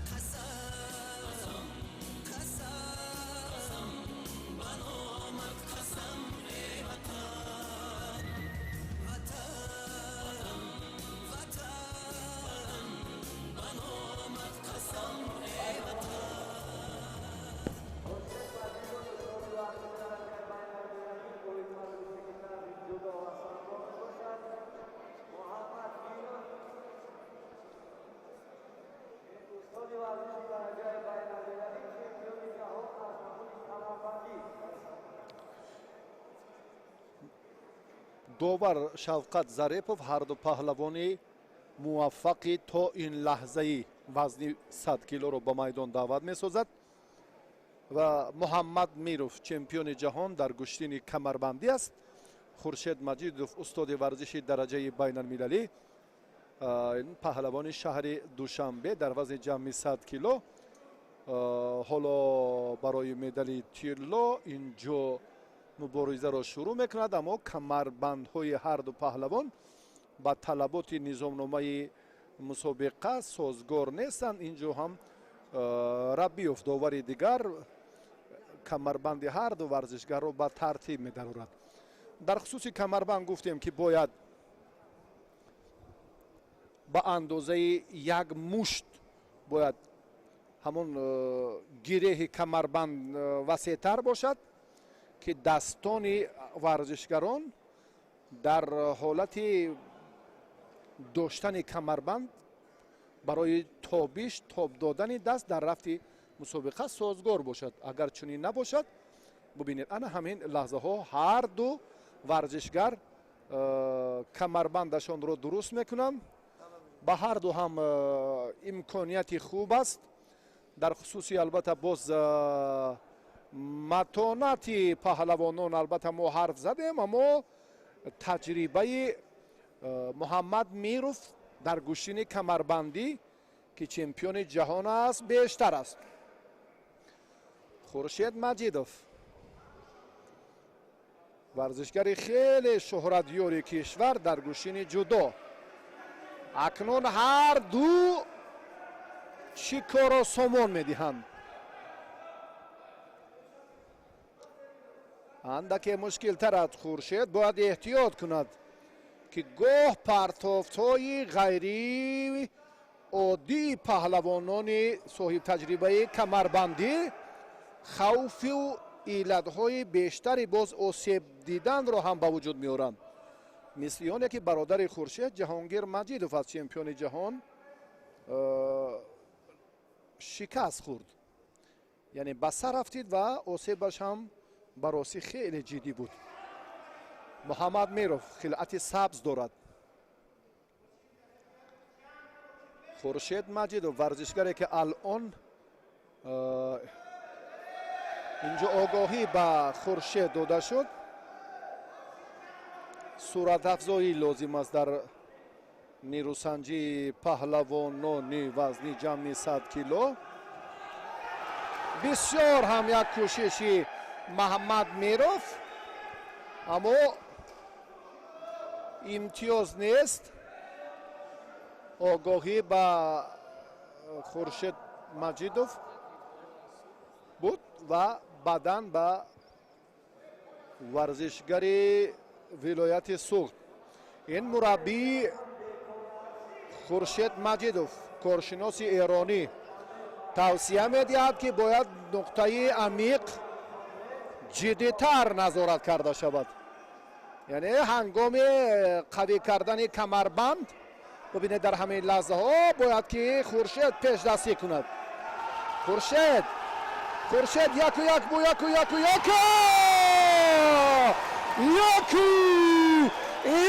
як бора воқеан ҳам ҳунарашро хуб нишон дода чемпиони ҷаҳонро ончунон партофте кард ки ҳамагон аз ҷой бархестанд.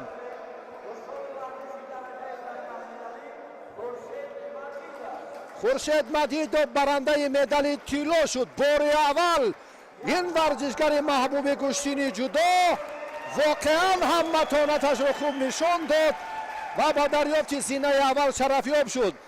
ба шаҳри Лиссабони Португал меравад. дар мусобиқоти қаҳрамонии ҷаҳон ҳаққи ширкатро пайдо кард ва воқеан ҳам дар таърих саҳифаи нав гузошт. Маҳмад Пиров ончуноне ба тахта пушт афтод ки воқеан дигар кореро сомон дода наметавонист. ба ғолибон ба варзишгарони ин вазн ҳам медалу ифтихорнома дар фазои тантанавӣ тақдим карда шуд. гузориши мо аз сабқатҳои ҷолибу ҷозиби мусобиқаи ҷумҳуриявӣ оид ба гӯштини миллии камарбандӣ дар навъи озод байни калонсолон инҷо ба анҷом мерасад. ба шумо саодату комёбӣ орзумандем. саломат бошед.